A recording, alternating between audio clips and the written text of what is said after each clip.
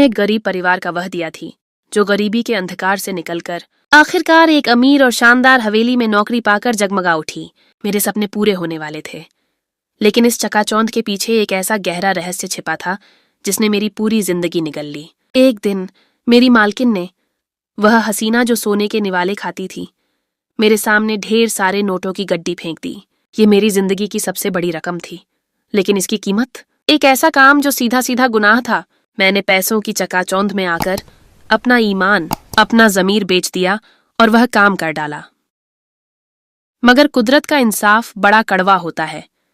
जब यह खौफनाक हकीकत मेरे अपनों को पता चली तो उन्होंने बिना कोई सवाल किए, बिना कोई रहम खाए मुझे घर से निकाल बाहर किया। मैंने अमीर मालकिन की तरफ देखने की भी हिम्मत नहीं की, क्योंकि अब वह पैसा मुझे जहन्नुम की आग लग रहा था। रात का अंधकार, सर्दी और सुनसान सड़क, मैं बेसहारा बेठिकाना रो रही थी। वहीं अचानक मेरी पड़ोसन आई। उसने मुझे सड़क की धूल से उठाया, अपने छोटे से घर ले गई और मुझे पेट भरकर अच्छा खाना खिलाया। मुझे लगा शुक्र है दुनिया में अभी भी इंसानियत बाकी है। लेकिन मेरी असली जान तो तब निकली जब मेरा नाम सुमन है। मेरे अस्तित्व की शुरुआत, मेरे बचपन की कहानी उत्तर प्रदेश के एक ऐसे छोटे से पिछड़े गांव से जुड़ी है जहां विकास का सूरज कभी उदय ही नहीं हुआ। अगर आप वहां आए तो सिर्फ वीरानी और कच्चे घरों की बेबसी देखेंगे। जिस दुनिया में लोग चांद पर पहुंचने के सपने देखते हैं, वहां मेरे गांव में आज भी बिजली एक ख्वाब है जो कभी पूरा नहीं हुआ। और तो और, पीने के साफ पानी के लिए भी हमें रोजाना कई किलोमीटर का दूर दराज की बस्तियों का सफर तय करना पड़ता था, जिसमें कई घंटे बर्बाद हो जाते थे। हम कुल 4 भाई बहन थे। मैं, मेरी छोटी बहन पूजा और 2 भाई, जिनमें से मेरा छोटा भाई निखिल मुझसे उम्र में 2 साल छोटा था और दूसरा भाई मेरा बड़ा था। हमारी जिंदगी की सादगी में एक तूफान तब आया जब मैं सिर्फ 8 साल की थी और निखिल 5 साल का। एक भयानक सड़क दुर्घटना ने हमारे सिर से माता पिता का साया हमेशा के लिए छीन लिया। मुझे आज भी माँ की वह आखिरी मुस्कुराहट याद है जब वह मुझे पढ़ाई पर ध्यान देने को कह रही थी। माता पिता के निधन के बाद हमारा सारा सहारा खत्म हो गया और हम बेबस हो गए।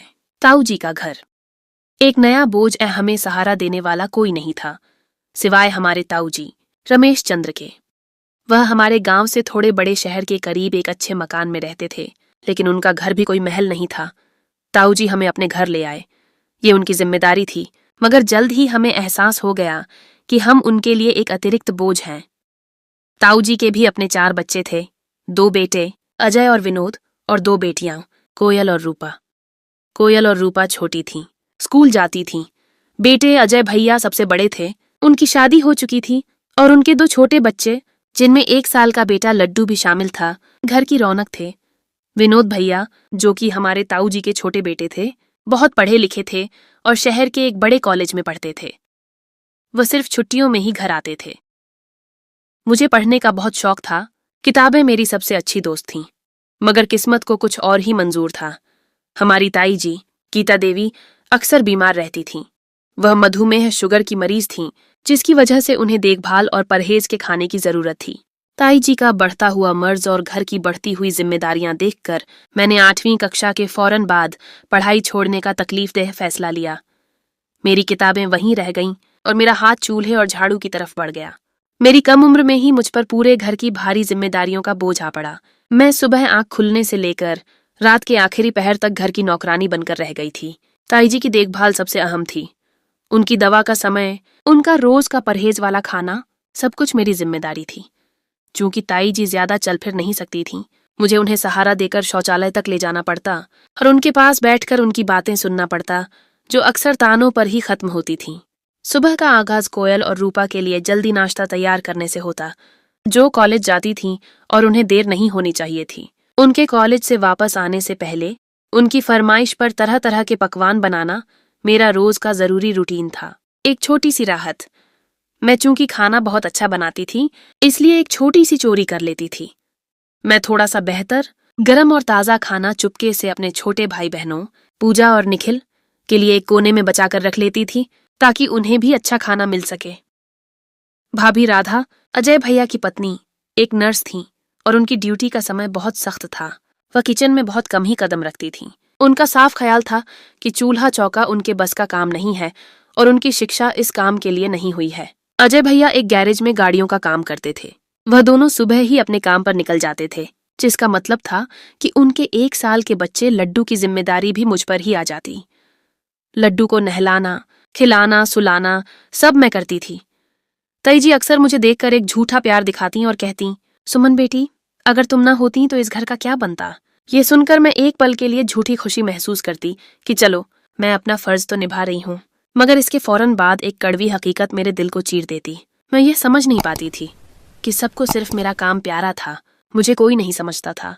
सब मुझे बेटी सिर्फ मेरे काम की वजह से ही कहते थे। हकीकत यह थी कि मेरे होने से किसी को भी तनख्वाहदार नौकरानी नहीं रखनी पड़ती थी, न ही किसी के सिर पर खड़े होकर काम करवाना पड़ता था।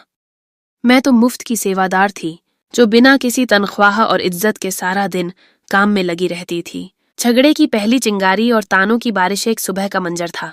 भाभी राधा को अपनी ड्यूटी के लिए बहुत जल्दी निकलना था, क्योंकि उनकी वैन तयशुदा समय से भी पहले आ जाती थी।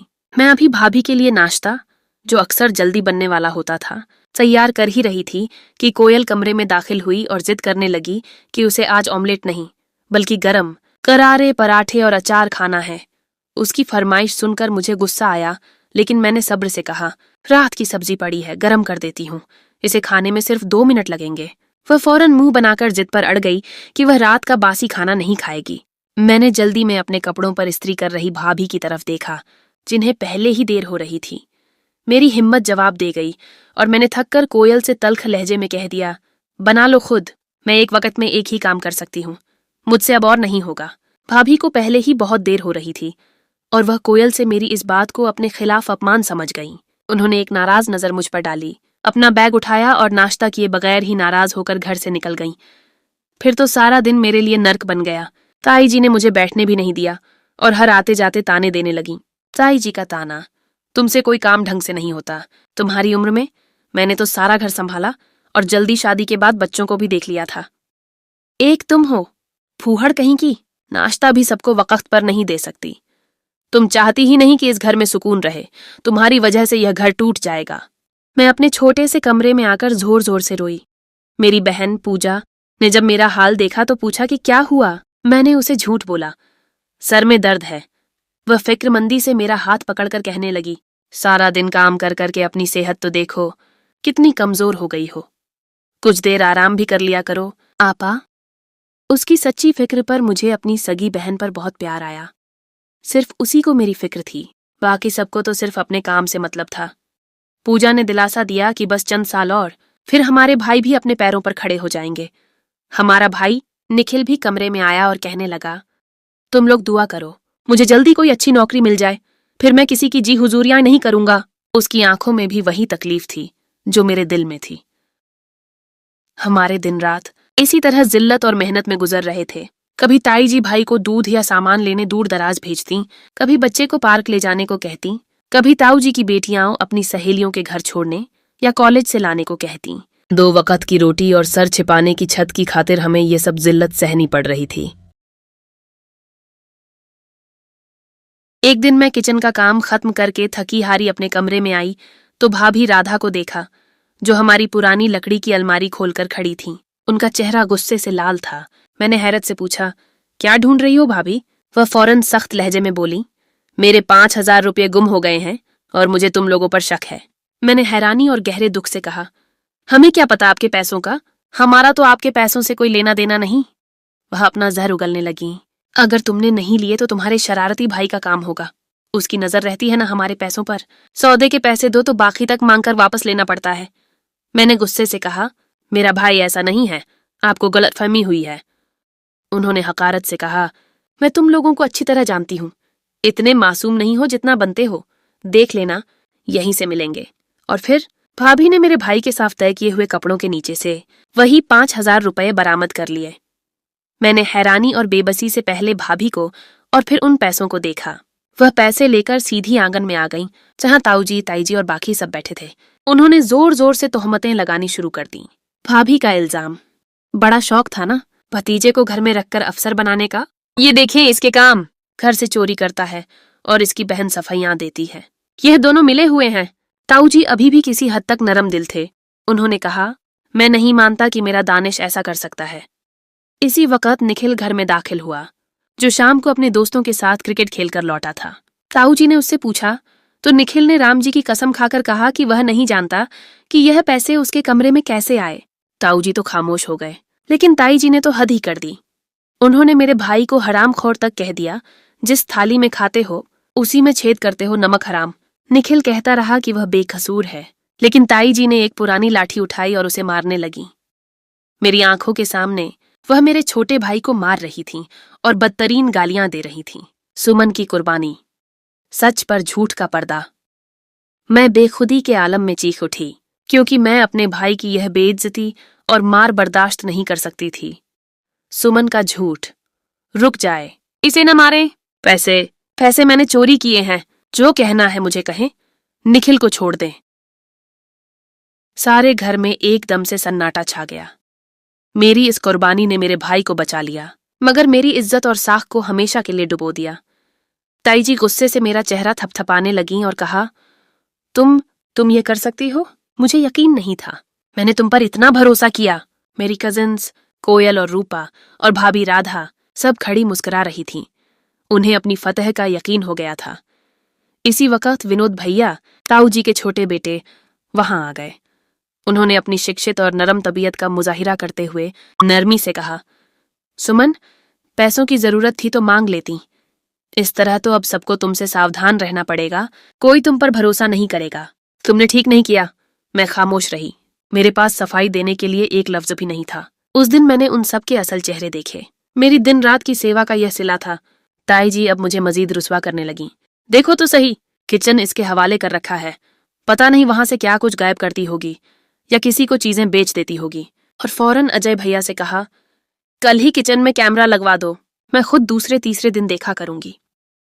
मेरी आंखें शर्म, दुख और आंसुओं से भर गईं। मेरे भाई बहन रो रहे थे। ताई जी ने अपमान की आखिरी हद को पार करते हुए कहा, जिनके माँ बाप नहीं होते, दूसरों के दर पर पड़े होते हैं, उनकी यही औकात होती है। ऐसे बच्चे सबके लिए बोझ होते हैं। दूसरे दिन से ही किचन में सख्त निगरानी शुरू हो गई। कैमरे लग गए, जिनकी रिकॉर्डिंग ताई जी खुद दिन में कई बार देखती थीं। खाने की चीजों को भी ताई जी खुद देखती थीं कि क्या पकाना है और कितना। अगर खाना बचता तो मेरे भाई बहनों को मिलता, वरना हमें रात का बासी सालन या कुछ दिन का बचा हुआ खाना फ्रिज से निकाल कर कहती, अपने लिए यह गरम कर लो, ये तुम्हारे ही खाने के लायक है। निखिल का फैसला। मेरा भाई निखिल इस जिल्लत से इतना दिल बर्दाश्त हुआ कि उसने स्कूल के बाद एक किराना स्टोर पर काम ढूंढ लिया। वह वहां पढ़ने के बाद चला जाता। वह रोजाना के सिर्फ 100 रुपए कमाता था और खाना चाय भी उसे वहां से मिल जाती थी। एक दिन वह बोला, आपा, जिल्लत के निवाले खाने से अच्छा है दाल रोटी से गुजारा कर लो। मेरा दिल कट कर रह गया। कैसी जिंदगी मिली थी हमें। एक दिन कोयल कॉलेज से आई और पूछा, नाश्ते में क्या पका है? ताई जी ने मेरी तरफ देखा और कहा, जाओ पहले इनके लिए कुछ बना दो, फिर दूसरे काम करना। मैं अभी खाना बना ही रही थी कि ताई जी ने अपनी बड़ी बेटी से कहा, तेरा भाई विनोद आ रहा है, छुट्टियां हैं तो कुछ दिन रहेगा। विनोद का नाम सुनकर मेरे अंदर एक अज्ञात सी बेचैनी उठी। मेरे हाथ बेध्यानी में गर्म तवे से लग गए। मेरी आंखों में आंसू आ गए। एक और जज इस हुजूम में आ रहा था जो हमें जलील होते देखेगा। दुर्घटना और अपमान की इंतहा। मैंने जैसे तैसे जल्दी में खाना बनाया और उन लोगों को देने कमरे में आई। ताई जी ने कहा, मेरे लिए चाय भी ले आओ। मैं किचन में चाय लेने आई। जैसे ही मैं किचन के दरवाजे से निकली, किसी से बुरी तरह टकरा गई। चाय उस पर गिर गई। उसने जल्दी से हाथ पीछे कर लिया। शुक्र है बचत हो गई। लेकिन ताई जी का महंगा पत्थर का मग टूट चुका था। मैंने सामने देखा तो वह विनोद भैया थे। मैंने हैरत से अपने होंठों पर हाथ रख लिया और मेरी आंखें फौरन रोने को तैयार थीं। ताई जी की आवाज सुनकर वह दौड़ती हुई आ गईं और चीखने लगीं। उनका गुस्सा आसमान पर था। ताई जी का झुंझलाहट, सत्यानाश तुम्हारा, मेरे बेटे को आते ही तेरे मनहूस माथे लगना था। तूने तो जलील कर दिया हमें। कोई काम तुझसे नहीं होता। देख क्या कर दिया, कपड़े साफ कर। मैं आगे बढ़ी तो विनोद भैया ने कहा, कोई बात नहीं अम्मा, मैं कपड़े बदल लेता हूँ, ये सिर्फ चाय का दाग है।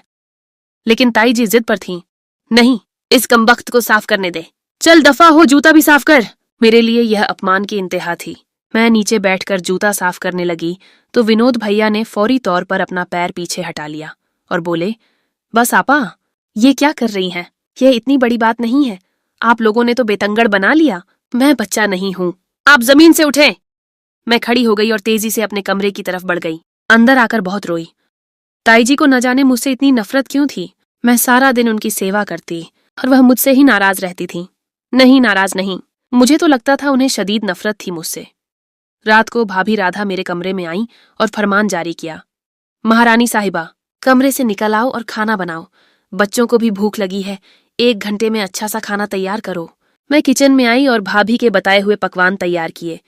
खाना बनाकर टेबल पर लगा दिया और उन लोगों को बुलाने गई। ताई जी ने कहा, हम लोग आ रहे हैं, तुम विनोद को बुला लाओ, वह छत पर है। मैं विनोद को बुलाने छत पर आई, जो चारपाई पर लेटा किसी से फोन पर बात कर रहा था। मैंने कहा, सब लोग खाने पर बुला रहे हैं, और नीचे आ गई। जब तक विनोद नहीं आया, सब लोग इंतजार करते रहे।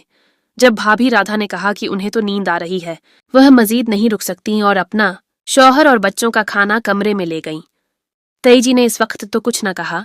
बाद में ताऊ जी से फुसफुसाहट में कहा, तुम्हारी बहू खुद को समझती क्या है? नर्स है तो क्या हम उससे दब कर रहेंगे? तुम देखना, अपने विनोद के लिए इससे ज्यादा पढ़ी लिखी और बड़े खानदान की लड़की लाऊंगी जो उसे सबक सिखाएगी। ये समझती है कि हम लोग इसकी छोटी बहन को ले आएंगे। यह कभी नहीं होगा। मैं तो इसे ऐसे ही बड़ी मुश्किल से बर्दाश्त करती हूँ। ये सुनकर ताऊ जी खामोश रहे। दूसरी तरफ मेरी कजिन कोयल का बहुत अच्छा रिश्ता आया था। लड़के वाले जल्दी शादी करना चाहते थे, इसलिए घर में शादी की तैयारियां जोरों शोरों से चल रही थीं। अगले दिन मेरी 2 कजिन्स और भाभी बाजार गई थीं। मैं घर पर मशीन से कपड़े धो रही थी। जब भाभी राधा और मेरी कजिन्स घर में दाखिल हुईं, तो मैं हैरान रह गई कि यह लोग इतनी जल्दी कैसे आ गईं। भाभी राधा ने परेशानी से कहा, गजब हो गया, कोई चोर हमारे पैसे चोरी करके ले गया। ताई जी सिर पकड़कर वहीं बैठ गईं। सारे घर में परेशानी थी। ताई जी ने अजय भैया से कहा कि अब वह बाकी पैसे का इंतजाम करें। दूसरे दिन सबके कपड़े सिलाई के लिए आ गए थे। कोयल मेरे लिए भी एक सूट लाई थी, जिसका कपड़ा देखकर लग रहा था कि किसी सस्ती सेल से लिया गया है। मैं क्या कह सकती थी? मैंने शुक्रिया अदा करके सूट रख लिया।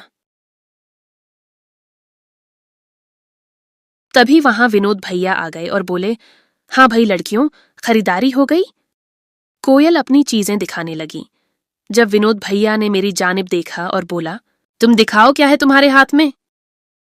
मैंने कपड़ों वाला शापर आगे कर दिया तो वह देखकर गुस्से से बोले, ये कैसा सूट है, अजीब सा रंग और कपड़ा भी नाकारा। और अपनी बहन से बोला, ये क्या, इतना फर्क? अपने लिए अच्छे कपड़े और सुमन के लिए ये? कोयल ने फौरन बचाव के अंदाज में जवाब दिया, भाई इसे सारा दिन काम करना होता है, इसके लिए ऐसे कपड़े लाई हूं तो क्या होगा, खराब हो जाएंगे, फट जाएंगे। विनोद भैया ने उसे सोच भरी नजरों से देखा और बोला, ऐसे ज्ञान का कोई फायदा नहीं जिसमें कर्म ही ना हो। कोयल ने घूर कर मेरी तरफ देखा और बोली कि मैंने जानबूझकर भाई को कपड़े दिखाए ताकि वह उसे बेइज्जत करे। मैंने कहा, उन्होंने खुद पूछा था तो मैंने शाह पर आगे कर दिया। अब मुझे क्या पता था कि वह क्या कहेंगे। कोयल ने मुंह से बोलचाल ही बंद कर दी। फिर रोज ही विनोद भैया देखते कि सब हर छोटे बड़े काम के लिए मुझे ही कहते हैं। एक दिन सब लोग बैठे थे, उसने सबके सामने ही मुंह से कहा, सुमन, अम्मा और ताऊ जी के अलावा तुम किसी का काम नहीं करोगी, तुम कोई नौकरानी नहीं हो। और बाकी सबसे भी कहा, कुछ अक्ल करें, वह भी इंसान है, कुछ लिहाज करें। चाचा और चाची अगर जिंदा होते और देखते कि हमने उनके बच्चों के साथ क्या सुलूक किया है तो कितना दुख होता। उसने ताऊ जी से कहा, जिम्मेदारी ली थी तो भतीजी समझे, बेटी बनाए, ये नौकरानी नहीं है हमारी। और दूसरी बात, जिस घर में आप सब रह रहे हैं, यह घर इन दोनों भाई बहनों का भी है, लेकिन आप लोगों ने इनके ही घर में इन्हें नौकरों से बदतर बना रखा है। उस दिन मुझे पता चला कि जिस घर में हम सब अलग अलग कमरों में रहते हैं और हम भाई बहन एक स्टोर में चटाई बिछाकर सोते हैं, ये घर हमारा भी है। इसमें इतना ही हक हमारा है जितना उनका था, लेकिन हम हक मांग नहीं सकते थे क्योंकि हक मांगने पर हमें वह सारे एहसान याद दिलाए जाते जो ताऊ और ताई जी ने बचपन से अब तक हम पर किए थे। विनोद भैया मेरे लिए एक बहुत प्यारा सूट लाए थे और मुझे देने कमरे में आए। मैं उस वक्त बच्चों की कहानियां ड्राकर पढ़ रही थी। वह हंसने लगा और बोला, कोई काम की चीज पढ़ा करो, क्या हमेशा बच्चों की किताबों में घुसी रहती हो? इसी वक्त कोयल आई, विनोद भैया के सामने चुप रही। उनके जाते ही सूट मुंह से छीन लिया और बोली, मेरे भाई से दूर रहो जब तक यहां है। अपनी अदाओं से उसे प्रभावित करने की जरूरत नहीं, अपने कमरे में रहा करो। तुम्हारी माँ भी अपनी खूबसूरती से दूसरों के घर बर्बाद कर गई थी। तुम तो उससे भी ज्यादा खूबसूरत हो, लेकिन मेरा भाई तो शहजादा है। उसके लिए हम कोई पढ़ी लिखी बड़े खानदान की लड़की लाएंगे। तुम जैसी जाहिल का क्या जोड़ उसके साथ। मैंने आंखें झुका लीं। मेरे दिल पर कोयल की बातों ने तीर का काम किया, खास तौर पर मेरी माँ से मुताल्लिक बात ने। मैं क्या कहती कि ऐसा तो मैंने सोचा ही नहीं था, और वह शख्स मेरी किस्मत में हो भी नहीं सकता था। ताई जी यह कभी होने नहीं देती, मैं जानती थी। कोयल की शादी गुजर गई, और अब ताई जी को न जाने क्या डर था कि वह विनोद भैया के लिए लड़की ढूंढ रही थीं। गजब तो तब हुआ जब एक दिन विनोद भैया ने साफ कह दिया कि वह शादी अपनी पसंद से करेगा, और फिलहाल उसे अपनी शिक्षा मुकम्मल करनी है और नौकरी करनी है। ताई जी को लगा वह सब मेरी वजह से कर रहा है। अब वह बेटे के बजाय मेरी शादी के पीछे पड़ गई। बहुत से जानने वालों से कहा। एक दिन एक औरत आई, उसने कहा, ऐसा रिश्ता चाहिए कि लड़का यहीं रहे, हमें घर जमाई चाहिए। अब यही शर्त रखी जाती। मुझे समझ नहीं आ रही थी कि यह शर्त क्यों रखी गई है। एक दिन जब कोयल ने पूछा, अम्मा, ऐसे तो फिर इस मुसीबत की शादी नहीं होगी, तो ताई जी खुलकर कहने लगीं, पागल न बन। अगर यह चली गई इस घर से तो सारा काम कौन करेगा? आजकल की नौकरानियों का क्या भरोसा, और फिर इतने पैसे मांगती हैं। तुझसे तो होता कुछ नहीं, और तेरी भाभी को तो अस्पताल से ही फुर्सत नहीं। मैं बूढ़ी क्या करूंगी? मैं सुनकर पीछे हटने लगी जब विनोद भैया को अपने पास खड़े पाया। मैंने उसे आंसू भरी आंखों से देखा, जो दुख से मुझे ही देख रहा था। मैं वहां से चली गई। मैं छत पर किसी काम से गई। विनोद भैया भी वहीं थे। वह शाम को कुछ देर वहां व्यायाम करते थे। मुझे आते देखा तो मेरी तरफ आए और बोले, सुमन, मुझे तुमसे एक बात कहनी है। मैंने कहा, कहें। वह कहने लगे, मैं तुमसे शादी करना चाहता हूं। मैंने हैरानी से उन्हें देखा।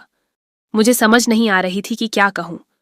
कुछ देर बाद जब मैं कुछ कहने के काबिल हुई तो मैंने अपने डर और कड़वी हकीकत का इजहार किया। सुमन का इनकार। पहला, मैं इस लायक नहीं कि आप जैसे पढ़े लिखे इंसान से शादी करूं।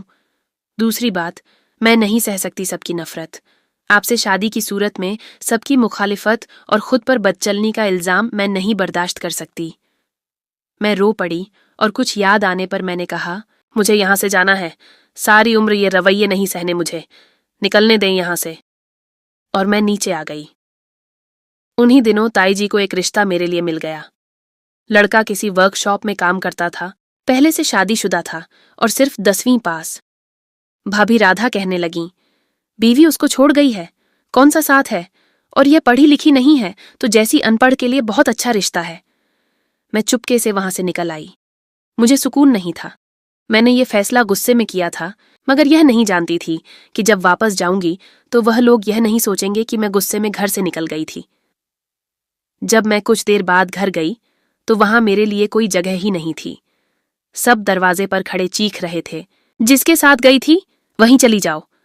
चंद घंटों में ही सब कुछ बदल गया था। मेरे भाई बहनों से मुझे मिलने नहीं दिया गया।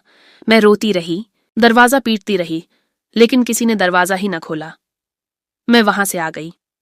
मेरी एक सहेली किरण किसी अमीर सेठ के बंगले पर काम करती थी। मैं उसके पास चली गई।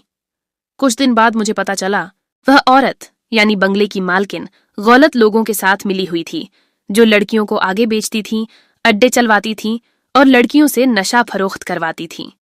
मैं भी पिछले कुछ दिन से उसी बंगले पर 10,000 पर काम करती थी, लेकिन जब यह सब पता चला तो मेरे पैरों तले से जमीन निकल गई। ये लोग बहुत खतरनाक थे। एक दिन जैसे ही मैं कमरे में गई, कोई मेरी मालकिन से बात कर रहा था कि नई नौकरानी बहुत खूबसूरत है, इसके कितने पैसे चाहिए। मालकिन ने मुझे कहा कि तुम्हें यहाँ आने वाली एक लड़की को समझाना है कि वह यहाँ आने वाले एक बड़े अफसर के साथ जाने के लिए राजी हो जाए। हम उसे मुंह मांगी कीमत देंगे। अगर तुमने यह न किया तो याद रखना, उसकी जगह तुम भी हो सकती हो। सारी रात मैं रोती रही। यहां से निकलने का कोई रास्ता न था। मेरी सहेली इस गुनाह के महल की आदी हो गई थी। मैंने अगले दिन मालकिन के फोन से वह सारे संदिग्ध नंबर चोरी किए ताकि किसी से कहकर ट्रेस करवा सकूं। मुझे अपने साथ साथ बहुत सी लाचार और मजबूर लड़कियों को भी उनके चंगुल से निकालना था, जो इस मुसीबत में अपनी मर्जी से नहीं फंसी थीं। मैं वहां से भागने में कामयाब हो गई। बड़ी मुश्किल से घर पहुंची, लेकिन घर वालों ने मुझे दोबारा निकाल दिया। मैं भूल गई थी कि मेरी इस घर में कोई जगह है ही नहीं। फिर भी सारी दुनिया में मेरे लिए तो वही मेरा घर था। मैं फुटपाथ पर बैठी रो रही थी जब एक औरत, आशा देवी, जो उसी मोहल्ले में रहती थी, मुझे अपने साथ ले गई। उन्होंने मुझे कपड़े दिए, अच्छा खाना खिलाया और कहा, तुम जब तक चाहो यहाँ रह सकती हो। वह सारा दिन घर से बाहर रहती थीं। उनका शौहर बाहर के मुल्क में काम करता था। बच्चा कोई नहीं था। एक बूढ़ी सास थी जिनको सुनाई नहीं देता था और वह सारा दिन अकेली कमरे में पड़ी रहती थीं। मैं उनके घर रहने लगी और उनकी सास की सेवा करती। मैं अब भी अपनी परेशानी में थी कि मुझे उन मजलूम लड़कियों की मदद करनी थी जो इस मालकिन के चंगुल में फंसी हुई थीं, लेकिन मेरे पास कोई नहीं था जो मेरी मदद करता। आशा देवी मेरा बड़ा ख्याल रखती थीं। मेरे लिए महंगे और फैशन के मुताबिक कपड़े लाईं। मुझे अच्छे से तैयार किया और बोली, तुम्हें किसी ने बताया नहीं कि तुम कितनी खूबसूरत हो? मैंने शर्मा कर उसे देखा। वह कहने लगी, आज चलो खाना बाहर खाते हैं। मैं उसके साथ एक होटल पर आ गई। हम खाना खा रहे थे जब वहां विनोद भैया किसी दोस्त के साथ मेरे सामने वाली मेज पर बैठ गए। अचानक मेरी नजर पड़ी तो वह मुझे हैरानी और तकलीफ से देख रहे थे और अब उठकर मेरी तरफ आ गए। विनोद भैया ने शदीद दुख और गुस्से में कहा, तुम एक बार ही मुझे मार क्यों नहीं लेती, ताकि तुम्हारी ये हरकतें देखने के लिए मैं न रहूं? मुझे समझ नहीं आ रही थी। वह लोग तो मुझे घर से निकाल चुके थे, फिर इसे अब ऐसी बातें करने की क्या जरूरत थी? मैंने तल्खी से कहा, तुम लोग तो मुझे बदचलनी का सर्टिफिकेट दे चुके हो, घर से निकालकर हर रिश्ता तोड़ चुके हो, तो अब मैं जिसके मर्जी के साथ जो मर्जी करूं, तुम्हें क्या फर्क पड़ता है? उसने गुस्से से मुंह पर हाथ उठाया। मैंने आंसू भरी आंखों से देखा। वह कहने लगा, काश मुझे तुमसे मोहब्बत न होती, काश मैं तुम्हारा यह रूप न देखता, काश सुमन तुम मर जाओ। तुमने मुझे शर्मिंदा कर दिया।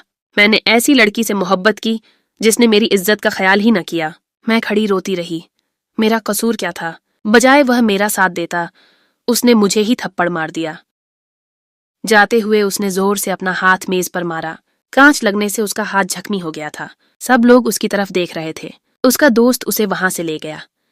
मैं इस पड़ोसन के साथ वापस आ गई, लेकिन उस रात मेरे पैरों तले से जमीन निकल गई जब उसने भी मुझसे वैसे ही गुनाह करने की बात की जैसी मेरी मालकिन ने की थी। उस दिन मैंने विनोद भैया से संपर्क किया, लेकिन वह कॉल नहीं उठा रहा था। मैंने उसे एक ऑडियो मैसेज में सब कुछ बता दिया और सारे नंबर भी भेज दिए। वही था जो मेरी मदद कर सकता था।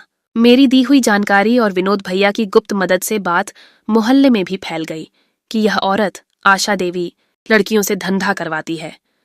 एक दिन बहुत से लोग जमा हो गए और उसके घर का दरवाजा पीटने लगे। जैसे ही उसने दरवाजा खोला, वह लोग अंदर आ गए और उस औरत को मारने लगे। सूरत हाल यह थी कि उन लोगों ने उस औरत को घर से निकाल दिया और दौड़ा दौड़ा कर पत्थर मारे। तभी वहां पुलिस आ गई। उन्होंने आशा देवी को गिरफ्तार कर लिया और वह पूरा गैंग भी पकड़ लिया जो लड़कियां अगवा करता था। विनोद भैया मुझे पुलिस के आने से पहले ही वहां से निकाल लाए। मैं फिर से ताऊ जी के घर आ गई। विनोद भैया ने सबसे पता नहीं क्या कहा था, मुझे किसी ने कुछ न कहा। ताऊ जी की हालत भी बहुत खराब रहती थी और एक दिन सुबह जब नाश्ते के लिए जगाने गए तो पता चला वह इंतकाल फरमा चुके हैं। भाभी राधा को जब लगा कि घर की जिम्मेदारी संभालनी पड़ेगी तो वह अलग हो गई और घर में दीवार करवा ली। विनोद भैया की छोटी बहन रूपा किसी लड़के को पसंद करती थी और चाहती थी कि मैं विनोद भैया से बात करूं कि वह ताई जी को समझा लें और शादी हो जाए। कोयल ने मुंह से अपने बुरे रवैये की माफी भी मांगी। मैंने उसे माफ कर दिया और विनोद भैया को उसके लिए मनाया कि वह एक बार उस लड़के से मिल लें। विनोद भैया ने हाँ भर ली और उस लड़के के बारे में सब पता करवाया। पता चला लड़का अच्छा है। फिर उन्होंने अपने ताई जी से कहकर रूपा का रिश्ता वहीं करवा दिया।